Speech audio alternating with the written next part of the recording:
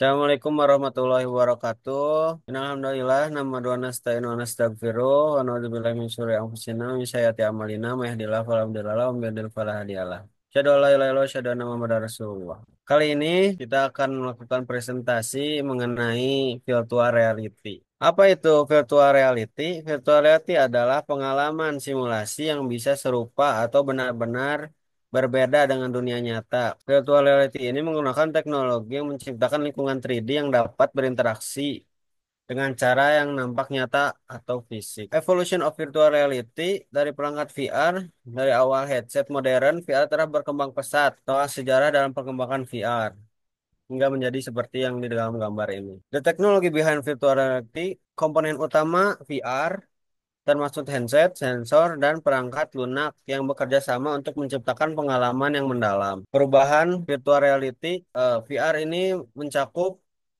industri hiburan, menawarkan cara baru untuk menikmati film, konser, dan video game dengan menampilkan layar 360 derajat. Yang selanjutnya akan dijelaskan oleh teman saya. Jenis Piranti pada VR. VR berbasis desktop. Jenis ini menggunakan komputer atau laptop sebagai platform utama. Misalnya, kamu menggunakan headset VR yang terhubung ke komputer. Dalam pengalaman VR ini, kamu dapat menjelajahi dunia virtual yang dikenalikan oleh komputer.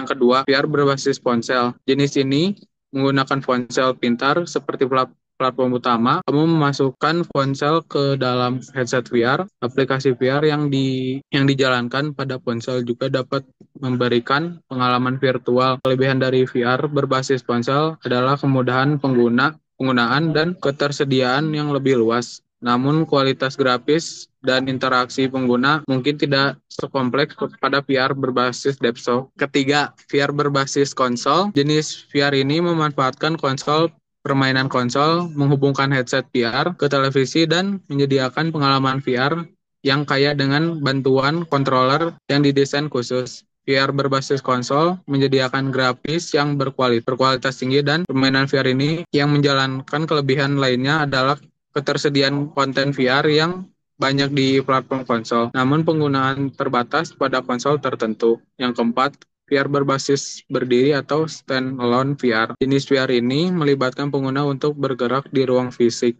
Sistem ini menggunakan sensor dan kamera untuk melacak gerakan tubuh. Teknologi ini memungkinkan kamu bergerak bebas tanpa terikat oleh kabel. Kelebihan dari standalone VR adalah kemampuan untuk bergerak dan berinteraksi secara bebas dalam lingkungan virtual. Pengguna dapat menjelajahi ruang dengan gerak fisik mereka sendiri, menciptakan pengalaman yang lebih mendalam dan imersif. Selanjutnya akan dijelaskan oleh teman saya. Manfaat teknologi VR AR dalam dunia pendidikan. Penggunaan virtual reality VR dan augmented reality AR dalam dunia pendidikan memiliki banyak manfaat yang dapat meningkatkan pengalaman belajar siswa dan efektivitas pengajaran. Berikut adalah beberapa manfaat utama VR dan AR dalam pendidikan. Pertama, ada pengalaman pembelajaran lebih menarik.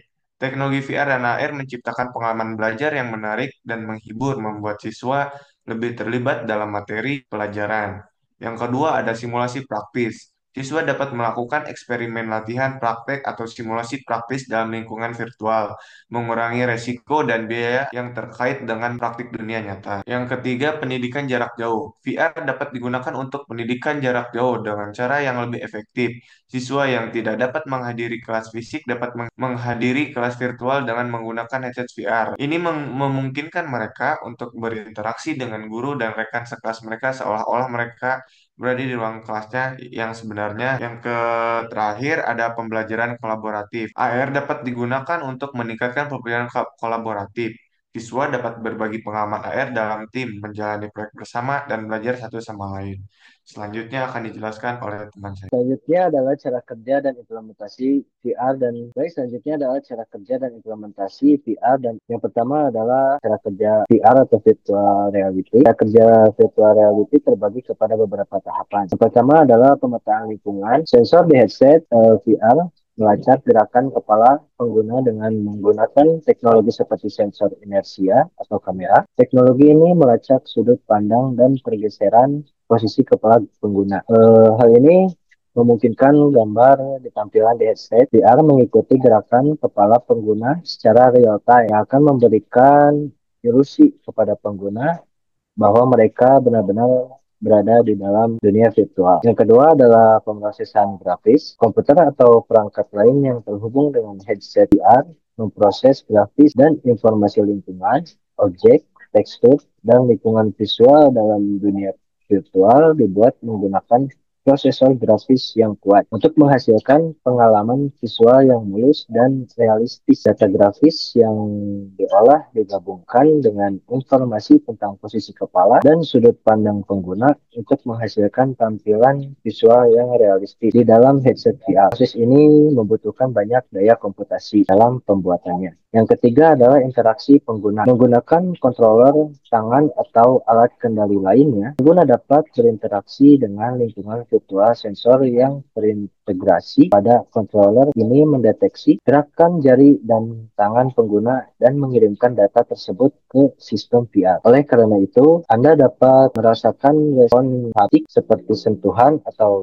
getaran dan melakukan tindakan seperti mengambil dan melempar atau memanipulasi objek dalam dunia virtual. Beberapa sistem VR juga dapat memungkinkan pelacakan gerakan tubuh yang memungkinkan kita mengintegrasikan gerakan tubuh ke dalam lingkungan virtual tersebut. Dan yang terakhir adalah suara dan audio. VR menggunakan teknologi audio 3D untuk menghasilkan pengalaman audio yang imersif. Suara dan efek suara dikirimkan dengan presisi spesial, sehingga pengguna dapat merasakan suara yang berasal dari arah yang tepat. Suara tersebut tampaknya berasal dari objek atau tempat tertentu dalam dunia virtual, meningkatkan pengalaman audio dan meningkatkan sensasi dunia virtual. Dengan cara ini, VR membuat pengalaman imersif yang mirip dengan dunia nyata atau dunia imajinatif yang dibuat oleh komputer.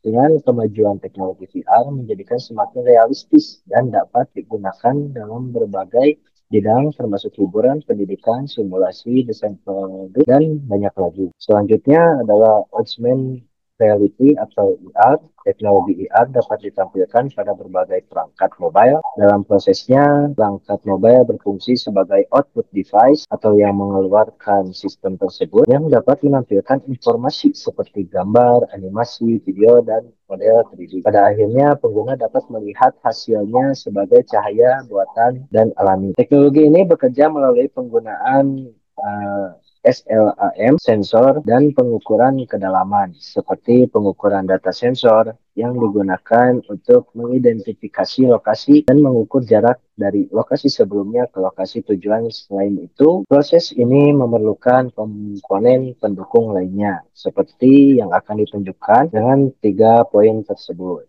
Yang pertama adalah kamera dan sensor. Perangkat seperti ponsel memiliki kamera dan sensor yang dapat memeriksa lingkungan dan data yang dikumpulkan, kemudian dikirimkan untuk diproses. Selain itu, kamera ponsel dapat menemukan barang fisik dan menghasilkan objek 3D. Yang kedua adalah proyektor, mengacu pada proyektor kecil seperti headset VR karena mereka dapat mengumpulkan data dari sensor, kemudian memproyeksikan konten terkomputerisasi ke permukaan sehingga dapat dilihat. Namun alat ini belum dirancang untuk memanfaatkan komponen ini secara keseluruhan atau belum dipublis secara. Dan yang ketiga adalah refleksi, bahwa beberapa perangkat memiliki cermin yang membantu mata manusia melihat gambar secara virtual. Beberapa perangkat memiliki cermin yang ditekuk dan yang lain memiliki cermin sisi ganda yang memantulkan cahaya ke kamera dan ke mata pengguna. AR ini contohnya diterapkan kepada aplikasi Pokemon Go dan yang lain. Baik, selanjutnya materi yang akan dijelaskan oleh Saudara Alwi. Selanjutnya, implementasi dalam bidang pengetahuan penggunaan virtual reality dalam pembelajaran ilmu pengetahuan sosial, terutama berkaitan dengan keberagaman budaya Indonesia. Tidak familiar dengan lagu-lagu daerah dan alat musik tradisional seringkali menjadi kendala dalam mengajarkan keberagaman budaya di sekolah dasar. Mengatasi masalah ini, VR dapat memberi siswa pengalaman yang imersif yang memungkinkan mereka menyaksikan pertunjukan budaya, mengunjungi berbagai wilayah Indonesia, dan bahkan berinteraksi dengan objek budaya secara virtual. Akibatnya, virtual reality memungkinkan siswa untuk lebih memahami dan menghargai kekayaan budaya Indonesia secara langsung. Selain itu membuat pembelajaran lebih menarik. Adalah kelebihan dari virtual reality, yaitu yang pertama meningkatkan pencapaian pembelajaran. Kemampuan VR untuk memvisualisasikan konsep abstrak dalam bentuk tiga dimensi yang interaktif memudahkan siswa memahami materi yang kompleks. Lalu yang kedua, meningkatkan beberapa aspek belajar siswa. Teknologi VR dalam kegiatan belajar dapat meningkatkan motivasi dan interaktif sehingga membantu mereka memahami konsep-konsep abstrak lebih baik. Lalu yang ketiga, pembelajaran diferensial.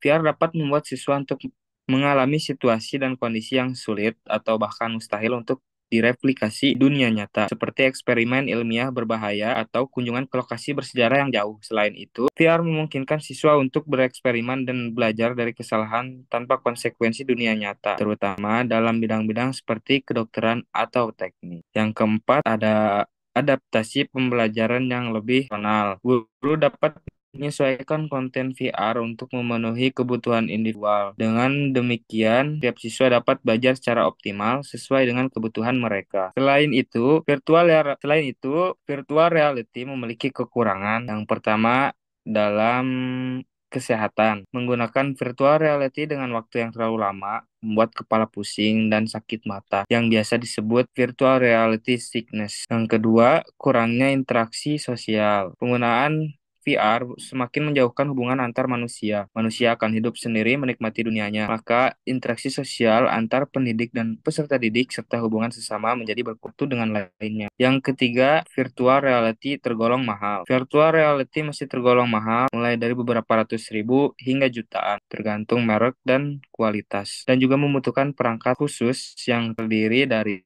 beberapa elemen saling berkaitan. Jika salah satu elemen rusak, maka tidak dapat bekerja dengan baik jaringan internet. Di beberapa daerah Indonesia masih memiliki jaringan yang kurang baik dikarenakan letak geografis Indonesia yang sangat luas, terutama yang masih tertinggal dalam pembangunan jaringan internet. Baik, di sini ada beberapa referensi yang kami tampilkan, yang kami ambil untuk bahan presentasi saat ini. Terima kasih atas perhatiannya. Mohon maaf apabila masih belum sempurna, masih banyak salah kata atau penyebutan kata yang kurang baik atau tidak benar. Wassalamualaikum warahmatullahi wabarakatuh.